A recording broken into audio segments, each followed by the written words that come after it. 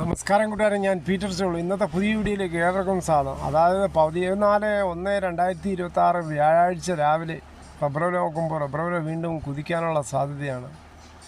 ഇന്നാണ് മുഖ്യമന്ത്രി ആര് എന്ന് കേരളം അറിയുന്നത്.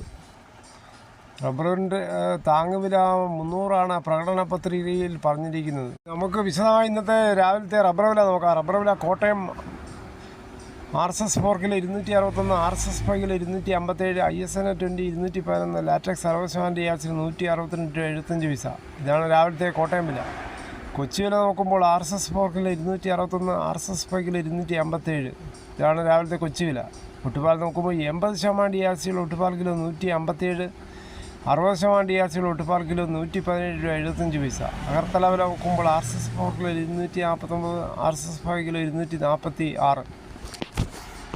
കേരളത്തിലെ മറ്റു വിലകൾ നോക്കുമ്പോൾ ലൂസ് 253, ലോട്ട് കിലോ 210 മുതൽ 215 രൂപ. ഇനി കർണാടക വില നോക്കുമ്പോൾ RSS 3 256.50 പൈസ, RSS 4 കിലോ 256, RSS 5 249, ലോട്ട് 217, ലൂസ് മുട്ടുപാൽ നോക്കുമ്പോൾ 153 രൂപയാണ് കർണാടക വില.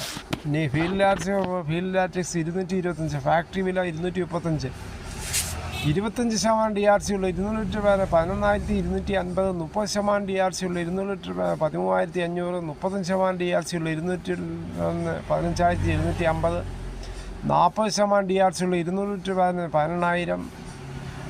ഇനി കേരളത്തിലെ വ്യാപാരികളൊക്കെ വ്യാപാരിയിലെ Kottayam RSS 4 kilo 253, RSS 5 kilo 249, ISN 20 206.50 പൈസ മുതൽ 207 രൂപ. ഒട്ടുപാൽ നോക്കുമ്പോൾ 70% യാസിയുള്ള ഒട്ടുപാൽ കിലോ 139 മുതൽ 152 രൂപ. ഇതാണ് ഇന്നത്തെ രാവിലത്തെ റബ്ബർ വില. ഇന്നലെയായിട്ട് കമ്പയർ ചെയ്യുമ്പോൾ 1 രൂപയാണ് റബ്ബർ വിലയിൽ വർദ്ധിച്ചിരിക്കുന്നത്.